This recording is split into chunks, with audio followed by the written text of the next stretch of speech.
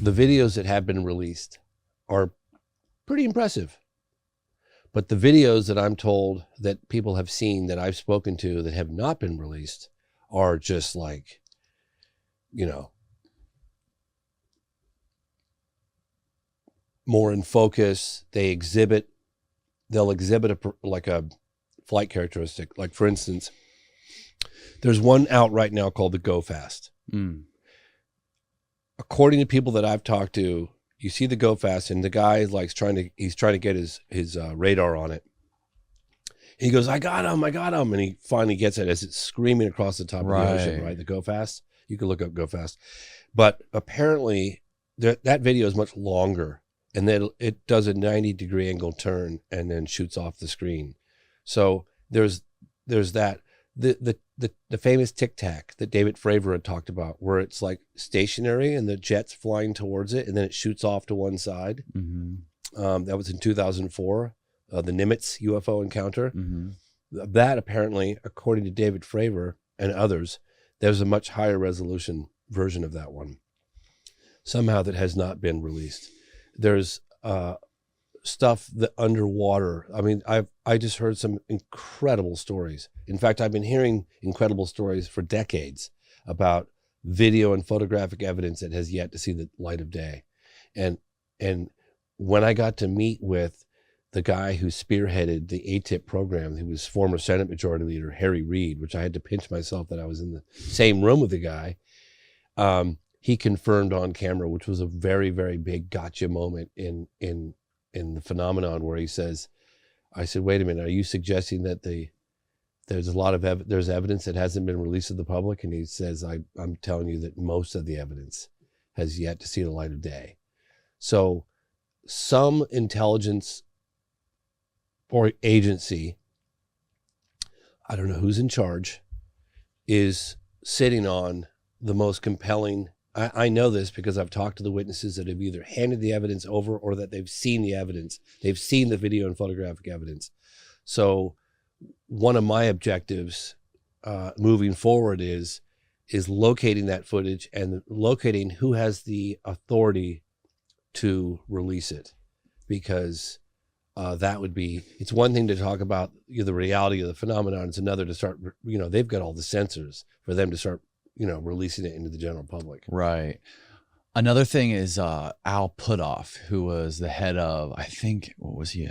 He was the senior advisor of ATIP, which was at Bigelow Airspace. The guy Al Puthoff, older guy. Yeah.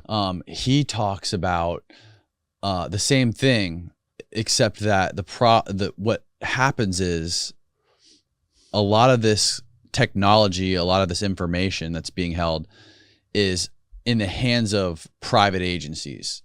That way it's protected by FOIA, by the Freedom of Information Act. So people can't go to the government and request these records because they're held by these private entities, like whatever that might be, Lockheed Martin or. So that's a very, very good point. And I sort of organically came to that conclusion because, well, I'll give you an example. This book right here, okay? This is a briefing document that was sponsored. I don't know if you can see it. Pull it a little higher. It's a briefing document that was paid for and sponsored by Lawrence Spelman Rockefeller. It was done during the Clinton administration. And this is a briefing document for world leaders to bring them up to speed on the most compelling aspects that 5 or 10% of truly inexplicable UFO cases. This book features a lot of the really best ones. And in it, he during putting this whole thing together, he was putting significant pressure on the Clinton administration.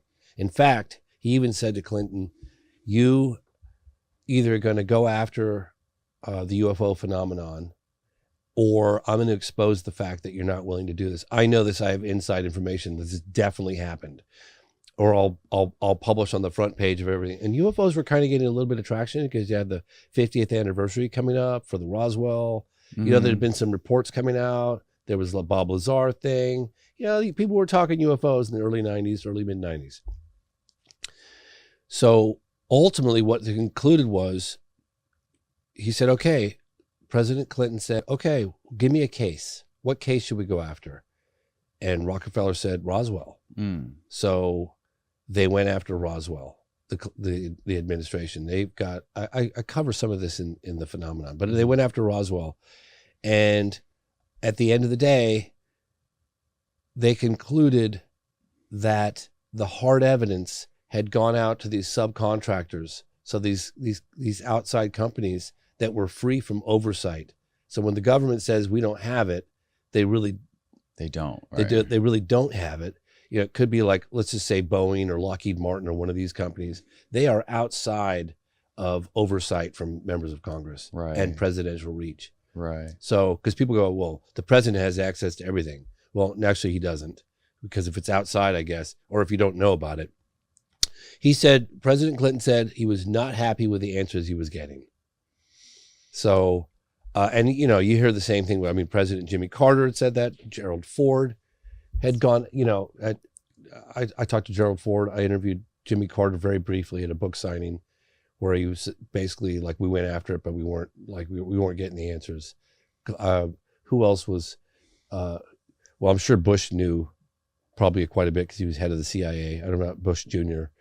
But yeah, I have definitely concluded from all the people that I've talked to is that presidents do not have access.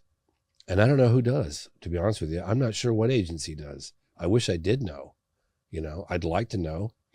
Yeah, it almost seems like it's obvious that some of these private aerospace companies are holding evidence or material, physical material that's not available to academia or the public, obviously.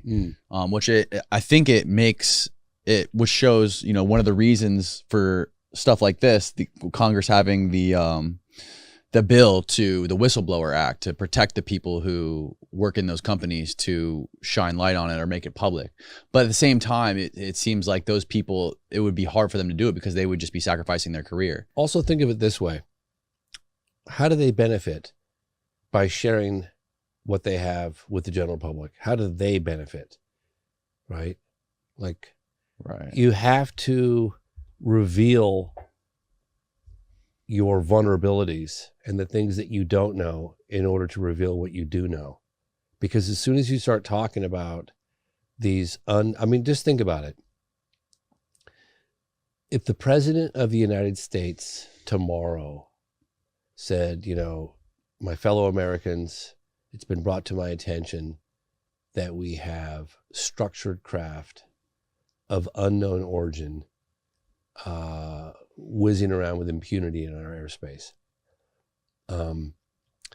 We don't know. They fly rings around our fastest jets. They exhibit a technology that's light years advanced from what we have. We don't know who they are, where they come from, or what they want. Thank you and good night. I mean, that's honestly what I believe. I believe that they know that the phenomenon's real. I believe they have hardware and bodies. But does that mean they have all the answers? Does that mean that they understand whatever the agenda could be of whoever these people are? Right. That we know where they come from? Are they interdimensional? Do they live under the ocean? Are they interplanetary? Are they time travelers? Are they all the above? I have no idea. Do they know? I mean, they got more answers than we do, but they might not have a whole lot more, so they might be opening up a can of worms.